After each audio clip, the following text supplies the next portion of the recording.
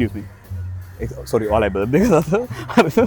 Excuse me, මම street මැජිෂියන් කෙනෙක්. Magic videos කරනවා. ඔයාලා ටයිම් එකක් තියෙනවා නම් පොඩි මැජික් ට්‍රික් එකක් බර්ත්ඩේ එක දවසේ කරාට කවන්න නැද්ද?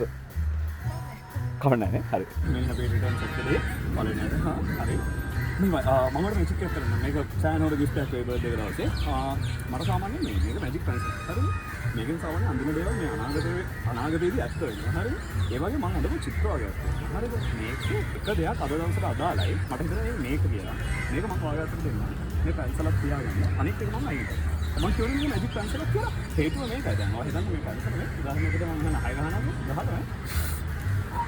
හරි. ඒක ගන්න. මම කාඩ් පැක් එකක් තියෙනවා. ඔයාලට වෙනද මේකේ කාඩ් එක එකක් වෙනවා. මම ඕකේ ඇඳලා තියෙන පින්තූරය. හරිද? අපි ඒක පස්සේ කතා කරමු. ඔයා ඔක දෙන්න වගේ ඊට හරි නඩහ. බලන්න බලන්න.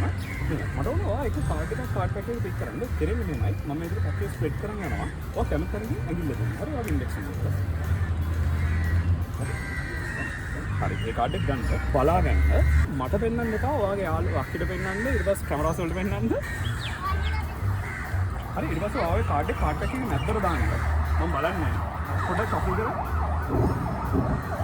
මම දන්නවනේ අර චිත්‍රේ මොකක්ද ඇන්දේ කියලා. මම ඇන්දේ ඇත්තටම ඔයාගේ කාඩ් එකේ. හරිද? මට ඕනේ ඉස්සලාම ඔයාගේ කාඩ් එකේ පාට හිතාගන්න.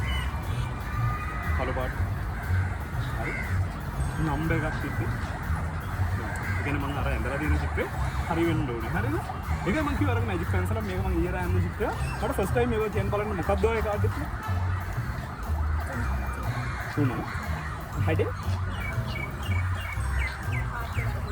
උලත් කරා හරි ෆ්‍රී ඔෆ් ස්පේස් මොනවද ස්කෝප් එක දුන්නාර මෙහෙම නේ හරි නෑ බලමු මම ඒක ඇඳලා දෙන්න කියලා මට මතක නෑ මොකද මම කීපයක් ඇඳලා හින්දා මම කිව්වා ටික හරිනේ දැනට පාට හරි අංකයක්